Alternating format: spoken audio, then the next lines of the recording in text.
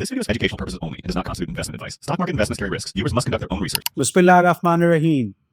Standard capital securities 2 मार्च के mid day flash के अंदर मैं बात करना चाह रहा था कि जैसे वॉरेन बुफे हैं, वो कहते हैं कि जो डिविडेंड यील्ड होता है वो बाय प्रोडक्ट होता है किसी अच्छे कारोबार के लिए, और ये कि अच्छे कारोबार में आप कोशिश करते हैं कि अच्छे कैश फ्लोज जो हैं अगर हों तो उसको तलाश करें, और अच्छे कैश फ्लो से ही आप डिविडेंड यील्ड बनता है। तो अब ये है कि बहुत सारे पाकिस्तान में ऐसे प्रोजेक्ट्स हैं जो अब मौजूदा, जैसे इंडेक्स अब नीचे गिरा है तो इसमें अब वो डिस्काउंटेड प्राइस पे मिल रहे हैं और वो प्रोजेक्ट्स अच्छे चल सकते हैं। जैसे हब पावर का जिक्र बार बार होता है, BYD का प्रोजेक्ट 40 एकड़ का घावों में प्लांट और 25,000 यूनिट साल के। तो ये डिविडेंड यील्ड पहले से ही यानी 2 क्वार्टर्स में 5-5 रुपए का डिविडेंड, तो ये तकरीबन 10% का डिविडेंड यील्ड मौजूदा डिस्काउंटेड प्राइस पे। तो इस तरह की जो मौक़े हैं वो अब ऐसे मौके पे ज़रूर देखने चाहिए कि जहां आपको थोड़ी सी परेशानी या तकलीफ़ होगी, लेकिन बहरहाल ये है कि अब एक नई हिकमत अमली बनाने के लिए आपको डिविडेंड यील्ड को सर्च करना पड़ेगा। अब उसमें मैंने हब पावर का जैसे ज़िक्र किया, अब इसी हाल ही में नेशनल बैंक का भी बहुत ज़बरदस्त किस्म का 35 रुपये का CY25 का रिज़ल्ट मौसूल हो गया और डिविडेंड 35 रुपये।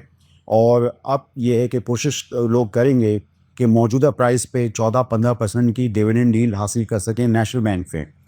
तो 260 रुपये पे ये डिविडेंड यील्ड बन रही थी तकरीबन 12%। तो अब अगर डिस्काउंटेड प्राइस पे, डिप्रेस प्राइस पे जो अच्छा इन्वेस्टर होगा वो कोशिश करेगा कि डिविडेंड यील्ड को सर्च करे, तो उसमें फिर नेशनल बैंक ही उसकी नज़रों में आ जाएगा।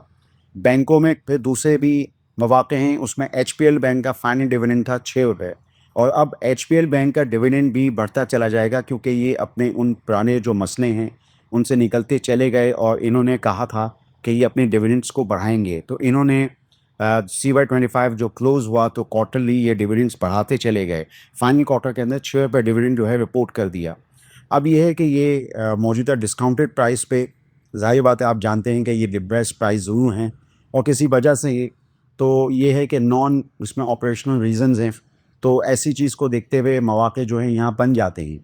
तो हमें इन्हीं HPL को भी देखना चाहिए।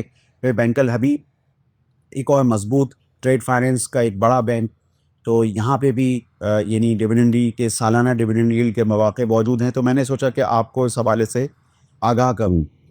हब पावर जैसा एक और प्रोजेक्ट एंग्रो होल्डिंग है, और एंग्रो होल्डिंग में आप जानते हैं कि देवदार की जो एक्विजिशन है कंप्लीट हो चुकी है। 25,000 टेलीकॉम टावर्स जो हैं वो अब उसमें मौजूद हैं, और ये अब इसका एक मेन कंपोनेंट हो जाएगा एंग्रो होल्डिंग का।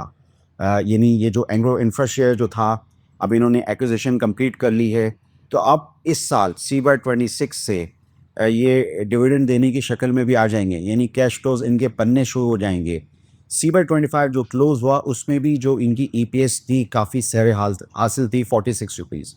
अब ये है कि ये अगर डिस्काउंटेड प्राइस पे मिलता है तो इसको जो इनके हिस्टोरिकल जो पर्सपेक्टिव है डिविडेंड का, उसको देखते हुए एंग्रो होल्डिंग को यानी देखा जा सकता है डिप्रेस्ड प्राइस पे। जो जैसे जैसे आपको मौका मिले, जैसे जैसे जो मार्केट है वो किसी भी वजह से, जैसे गल्फ़ में हम देख रहे हैं या जो इस वक्त स्ट्रेट ऑफ हॉर्मुज़ को देख रहे हैं, तो उस हिसाब से हमारी मार्केट बहुत आपको अट्रैक्टिव होती भी नज़र आ जाएगी, और डिविडेंड यील्ड के हिसाब से अच्छे कॉर्पोरेट्स आपको ऐसे शाज़ो नादो में ये होता है कि ऐसे मौक़े मिलते हैं। तो अब ये है कि ये अगर मौक़े मिलते हैं तो कंपनियाँ अपनी जगह अच्छी हैं, जैसे हब पावर का मैंने ज़िक्र किया, और फिर मैंने यहाँ पे नेशनल बैंक के डिविडेंड का ज़िक्र किया। फिर एंग्रो होल्डिंग का एज़ अ प्रोजेक्ट मैंने आपको बताया कि एंग्रो होल्डिंग का देवदार का प्रोजेक्ट, जिसमें कि उनकी एक्विजिशन जो है वो टेलीकॉम टावर्स की वो एक तरह से मोनोपोली भी हो तो देखा जाए तो वो मौजूद है।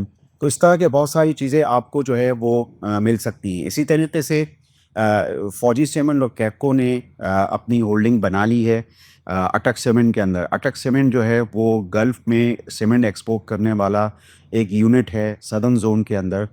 तो अब फौजी सीमेंट के जो फुटप्रिंट्स हैं वो सदर्न जोन में भी आ गए, और फौजी सीमेंट की न सिर्फ ये कि कैपेसिटी 1 करोड़ से ऊपर चली गई, बल्कि मौजूदा प्राइस पे फौजी सीमेंट भी जो है अब एक तरह से यानी इसमें भी मौका जो है वो पैदा हो गया यूँ तो साल में 2 दफ़ा डिविडेंड देने की अगर ये रीत डाल ले, जैसे कि पहले हमेशा होता था, तो ये है कि फौजी सीमेंट भी मौजूदा प्राइस पे ईवी पर टन के हिसाब से, क्योंकि अब अटक सीमेंट के भी मारूज़ात डाले जाएंगे किताबों में, कंसोलिडेटेड बुक्स के अंदर, तो ईवी पर टन के हिसाब से जहाँ मेपल लीफ जो है वो ईवी पर टन यानी $60 से $50 या $50 से भी नीचे आता है, तो वहाँ पे कोई फौजी सीमेंट भी इस एक्विजिशन की वजह से जो अटक सीमेंट की है कैपो के साथ मिलके, उसमें भी तकरीबन उसका ईवी पर टन जो है वो नीचे आ जाता है। और ये है कि चूँकि जो नॉर्दर्न जोन में हम देखते हैं जो फौजी सीमेंट है उसका जर्मन प्लांट है, और जर्मन प्लांट की यूटिलाइजेशन अमूमी तौर पे ज़्यादा होती है, और आप जानते हैं कि फ्रंटियर वर्क्स ऑर्गेनाइजेशन के पीछे जो कॉन्ट्रैक्टर या मेन सप्लायर होता है तो वो फौजी सीमेंट भी होता है। तो मैंने सोचा कि ये मैं कुछ चीज़ें आपके ज़हन में डाल सकूँ। कोट अद्दू पावर का भी डिविडेंड ली, क्योंकि उनकी भी ₹1.5 डिविडेंड आया है, और कोट अद्दू पावर ने भी मिलके अटक सीमेंट में फौजी सीमेंट के साथ हिस्सा डाला है। तो ये जो कोट अद्दू पावर है इसका भी जो डिविडेंड डील है वो तकरीबन 8 से 10% बन जाता है, क्योंकि कोट अद्दू पावर को हुकूमत टैरिफ भी दे चुकी है और वो अपना प्लांट वापस मुजफ्फरगढ़ में चला सकता है कोट अद्दू के अंदर, और ये कि वो कम चलाएगा तो उसके एफिशिएंसी गेन्स जो हैं वो ज़्यादा होंगे। तो यूँ इसका ये भी पहलू एक मौजूद है अपनी जगह। तो मैंने सोचा कि आपको, चूँकि मैं कंपनी के बारे में बता रहा था, डिविडेंड डील के बारे में बता रहा था, तो मैंने सोचा कि आपको इस हवाले से भी जो है वो चीज़ें बताऊँ। बकिया जो चीज़ों में एक तो अहम चीज़ थी कि गवर्नमेंट ने जो है वो पेट्रोल और डीज़ल की प्राइसेस मज़ीद बढ़ा दिए हैं, और ₹267 पेट्रोल जो है वो कर दिया है। और बकिया ये है कि एक और अहम ख़बर है वो बेस्ट पे सीमेंट के अंदर, कि ये अलहाज मोटर ये भी प्रोटॉन गाड़ियाँ जो हैं वो लेने जा रहे हैं, और कंपटीशन कमीशन ने इस अलहाज ऑटोमोटिव को की एक्विजिशन जो है वो बेस्ट पे सीमेंट के अंदर कर दी है। तो अब ये भी जो ग्रुप है पाकिस्तान का एक और बहुत ही बड़ा ग्रुप, जैसे मंशा ग्रुप है, जैसे लकी है, इसी तरीके से बेस्ट पे भी है, और इनके भी करोड़ टन से ऊपर सीमेंट कैपेसिटी है। तो अब ये भी गाड़ियों के अंदर हैं, और ये भी एक प्रोटॉन जो मलेशियन वेरिएंट है, तो वो इसकी एक्विजिशन जो है वो इसको क्लियर कर दिया है कंपटीशन कमीशन ने। तो मैंने यहाँ पे आप सोचा कि आपको बताऊँ।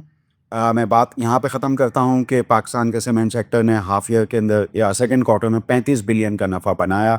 तो गो के जो मार्जिन्स थे वो पिछले सालों से कम हैं, लेकिन बहरहाल ये है कि सीमेंट बैग्स की प्राइसेस काफ़ी फर्म्ड अप हैं। गो के इस वक्त पीएसडीपी का जो अभी ख़र्चा है वो हुकूमत की तरफ से वो उस तरह नहीं है, लेकिन ये है कि सीमेंट कंपनीज़ अब अपने ईवी पर टन के हिसाब से देखनी होती हैं, और ईवी पर टन जहाँ-जहाँ आपको $50 पर टन से नीचे मिले, तो वहाँ आपके लिए मौका हो सकता है। आप स्टैंडर्ड कैपिटल सिक्योरिटीज़ के चैनल को सब्सक्राइब कीजिए। मैं ही इन डिविडेंड यील्ड के हवाले से जो मैंने वॉरेन बुफे के हवाले से आपको बताया, आप इन स्ट्रिप्स के हवाले से गौर कीजिए। आपका शुक्रिया। For more details, call us today at 111-111-721. Open an account with Standard Capital Securities. Start investing in your financial future. Talk to our experts and get access to exclusive market research and much more.